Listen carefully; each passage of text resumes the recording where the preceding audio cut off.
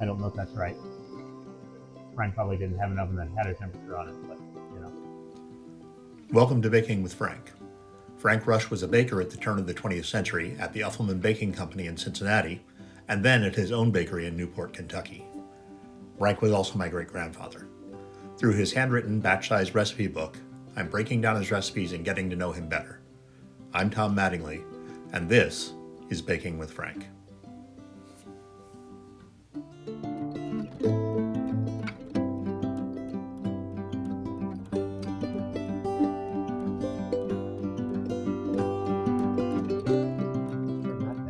Welcome back to Baking with Frank. So, we are fully in spring now by about 3 days, 4 days, maybe a week. I don't know.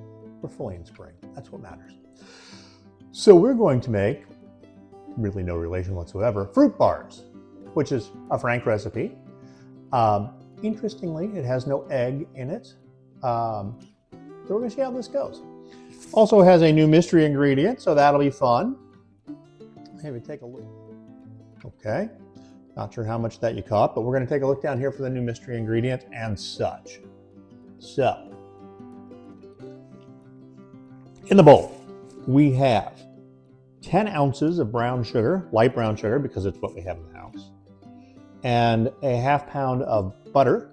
Now, I will tell you the recipe said lard. Wait, look at me. Recipe said lard. Don't have any lard. Don't even have any lard manufacturing. All right, and we are going to add to that another alteration that I made. I know, but Frank's recipe called for raisins and currants. We are well versed at this point, my feelings on raisins and currants, so instead I'm using dried cherries and dried strawberries. My theory being the red fruits are healthier. I don't know if that's true. Please don't contact a physician. But we're gonna get those in there. So half pound of each, roughly chopped, and we'll see where they go. All right, mixing in well. And we're gonna add, it's time for the mystery ingredient. We are going to add a half pint of water. That's not the mystery ingredient. Water is no mystery to us. But a half pint of malt. So you might say, what's malt? I would say the same thing. Malt is malted barley, so barley that has sprouted. It is probably most commonly known for beer production, but also in a chocolate malt, which was a favorite as a child. But it's comes in a powder, comes in a syrup. This is a syrup that is, when I looked it up, they gave a comparison of either molasses or maple syrup. Imagine that. This is the only Frank recipe that I've seen malt up in, but we're going to give it a run. It says that it adds sweetness and such, and so quarter pint of malt, quarter pint of water. We're going to put that in here.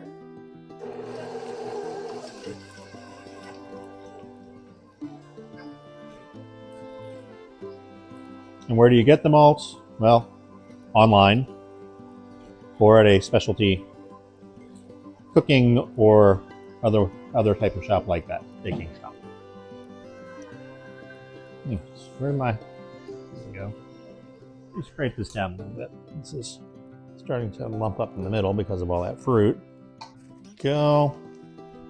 Put that back there. To this, we are adding 1/2 ounce of baking soda.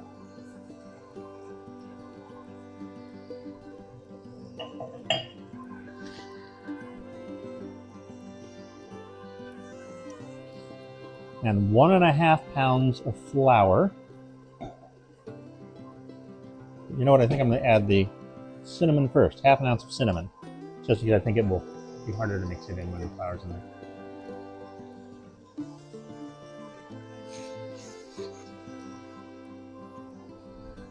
There we go. Give that a second. Something splashed on me. All right, 1.5 pounds of flour going in. I am preheating the oven to 375.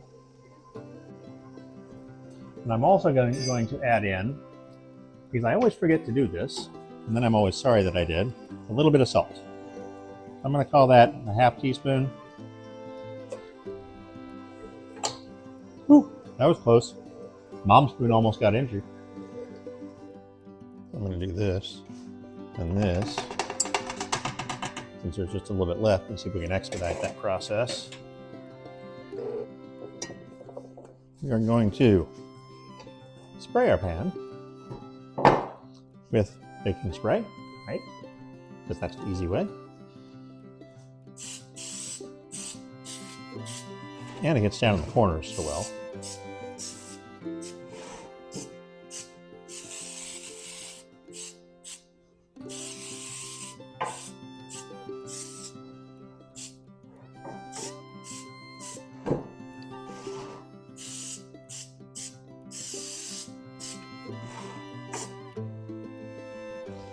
All right, call that good.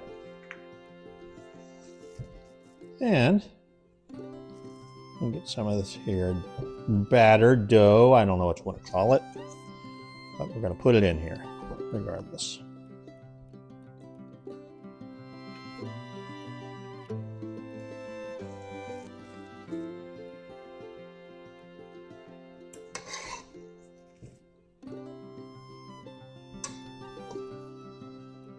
These are going to be some thick bars, I have a feeling. Just going to do this because it's easier. All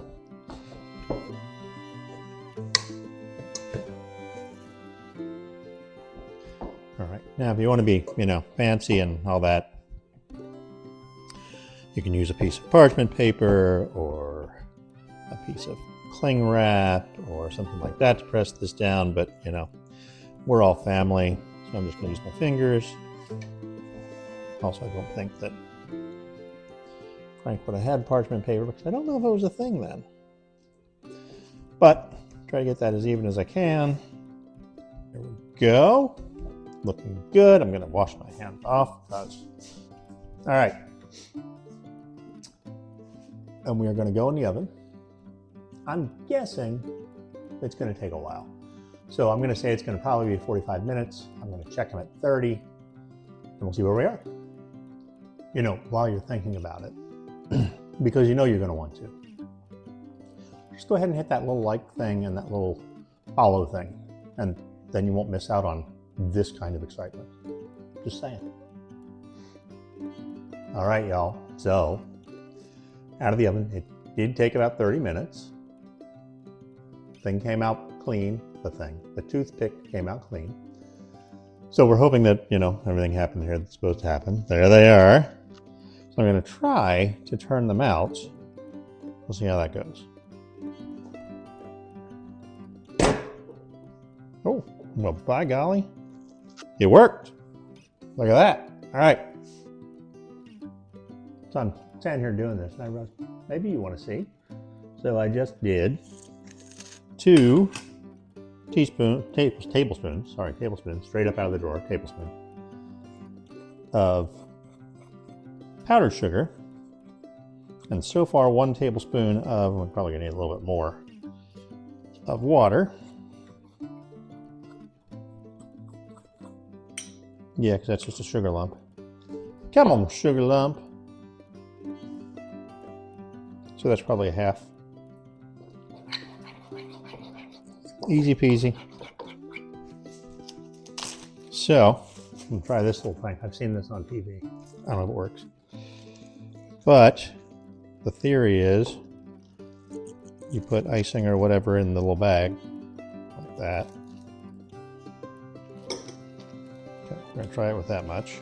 Squeeze it all down so that you get that. See there? Twist it up. And then I'm going to take my little kitchen scissors and just snip the very, very tippy tip off of it.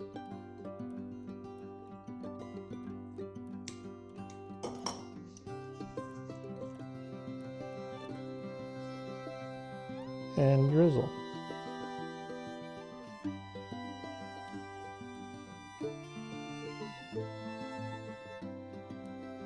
Beautiful. Look at that.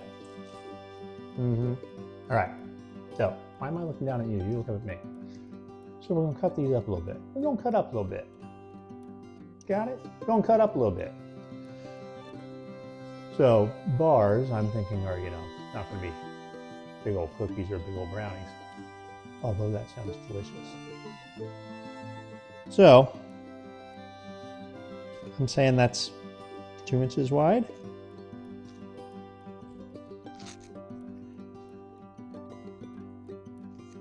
Yeah, they're not exactly even,